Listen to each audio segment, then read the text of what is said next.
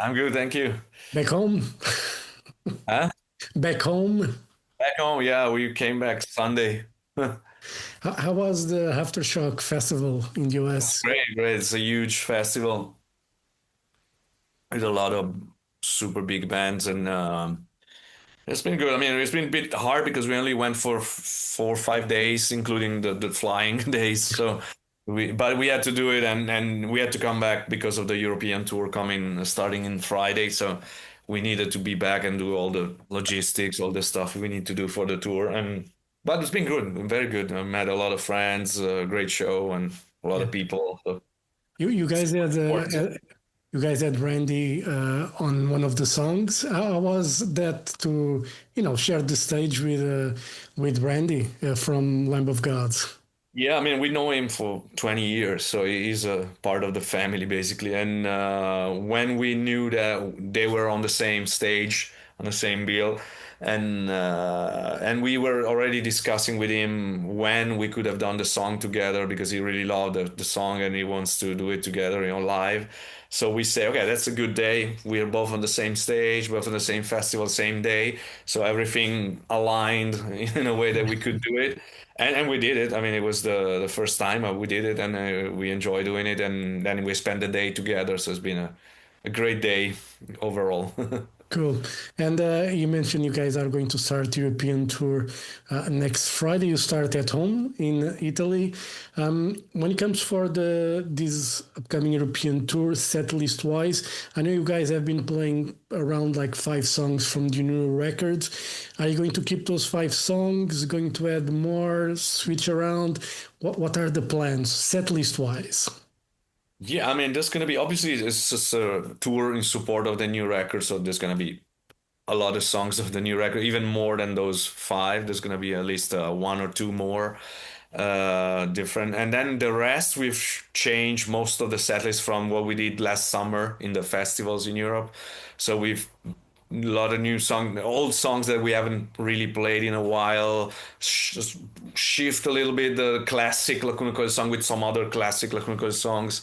So there's gonna be a mix of the new album, let's say 50, no, not 50, but something like 50% the new Yeah. album, 50%, probably 40, 60 actually, but and of the a mix of the classic songs, not always the same classic songs, and some different ones from the past that we're gonna bring back after some years that we haven't played those in Europe.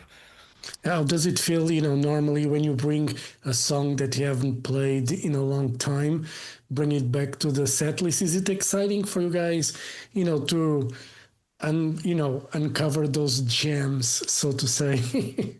Yeah, yeah, it's just that there's a lot of work because now we have different people in the band as well, besides me, Marco, and Christina. Richard, the drummer, has been in with us enough that he has more or less played all of the songs, more or less. But beside the new ones, like the new from Sleepless Empire that we haven't played yet. And Daniele, the guitarist that is playing live with us, he's has to learn a lot of songs because obviously he never played most of those Yeah. songs, the new one and the old one. So for him, is the hardest part is for him. We just have to remember some lyrics, and more or less we know the songs. Obviously, we are practicing a little bit in these days before the show. Tomorrow, actually, we're gonna do a full band rehearsal. And then, but there's not a lot of time because we've been so busy with the festivals and touring that uh, it's been a quite an intense year. Everybody has to do their homework. Oh yeah, we study at home. I printed the lyrics because some I don't remember, like little parts, that I have to remember, but it's gonna be fine. I think Yeah. by the time, at least after maybe the first two, three shows, then it's gonna be. Yeah. And well, stage-wise, we see a lot of bands these days using the LED walls instead of backdrops. I'm a very old school guy, even though I have nothing against LED walls if you use like decent videos and can create something immersive, but I'm an old school guy. I prefer backdrops. Anyway, what are the plans stage-wise for Lacuna Coil? What can fans expect from this tour stage-wise and your presentation on stage? We've also been using LED walls, of course, like everybody else, but we don't use it all the songs. Like we normally have, we have the visuals we have. They've been created on purpose for the song. It's not like some generic something that doesn't match. Like when we did the visual with the creators, we told them what the song is about, what kind of vibe we want to have from the song. So some are more like videos, some are the clips from the band, like the original video clips, but different version for that song. We have like zombified version of the clip, or some effect. Some are just the backdrop, like some we still gonna use the backdrop because not every song needs to be Yeah, video. We want something that is cool to see, but not all the time. You know, some songs you just need the logo and stay there on, or just a regular backdrop, and some other we can use the visual. But mostly we have a lot of interaction with the fans. You know, that's very important. We like to move. We have razors on stage, and stand up and go talk directly to the people. So there's going to be a lot of exchange of energy, and not static. We don't like static shows so yeah. much. So we try to do a combination of more classic show with razors, us interacting, the lights, and also some visual here and there, but not only one thing or only the other thing. You know, it's just a good compromise, I think, between the two. Otherwise, it become like you're only watching the screen and you're not watching the show anymore. You know, Yeah. so there has to be.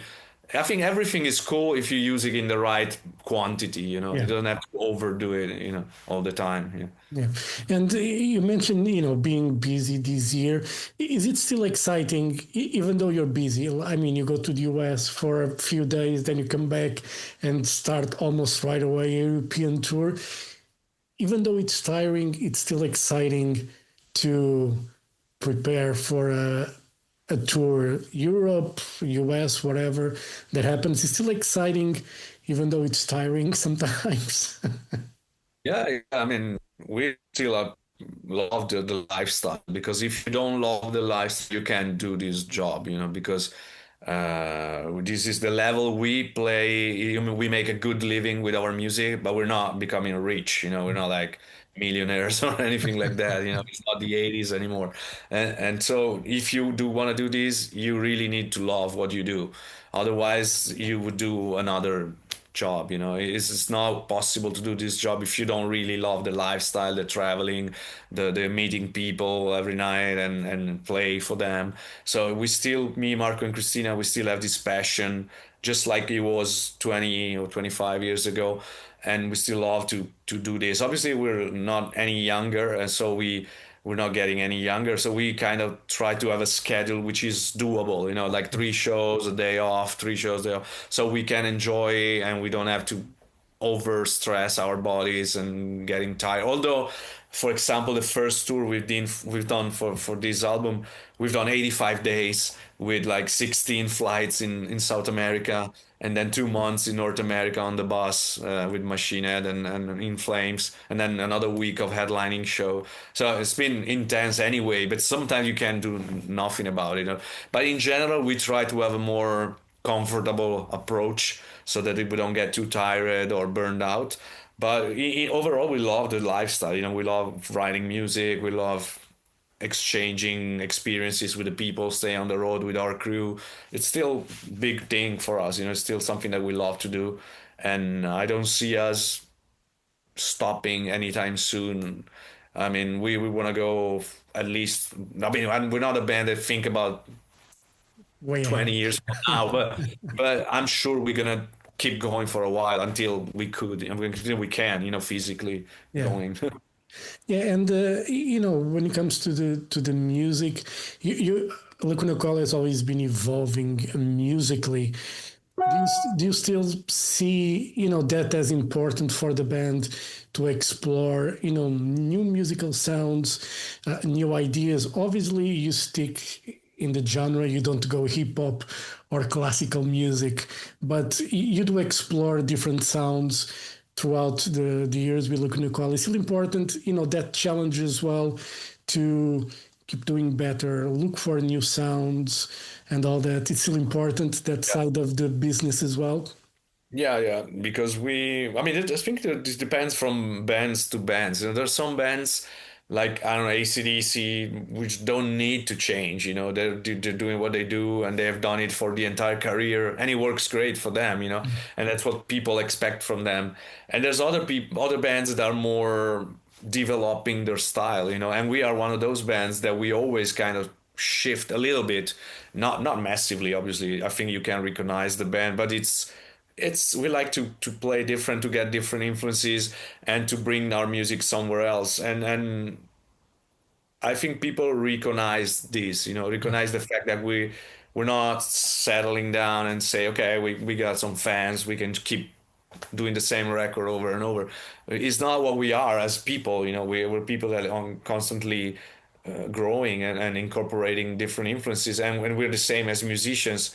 And if we release an album in 2025, I wanted it to make sense in Yeah, 2025. And it doesn't have to be modern yeah, at every cost, you know, but it has to be a contemporary. It has to have a feel that is not something that you could have done in the 70s, you know. yeah, It's something, you know, and I feel like we want our band to be meaningful also now, you know, yeah, not just because we've done a good record 20 years ago and we still live out of the popularity of that record. You know, we have a lot of fans that are discovered the band recently yeah, on Delirium, or you know, not obviously the biggest growing for the band has been with Coma Lies and yeah, Karma, but then every album we've brought in some new fans as well, you know, from different generations. And when we go to our shows, we see people our age, people much younger than us, people older than us. You know, there's just quite a variety of male, female,